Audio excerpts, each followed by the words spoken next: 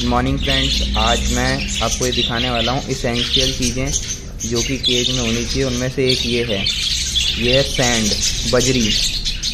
ये पिंजरे के अंदर पूरे साल हमेशा ये पिंजरे के अंदर होनी चाहिए।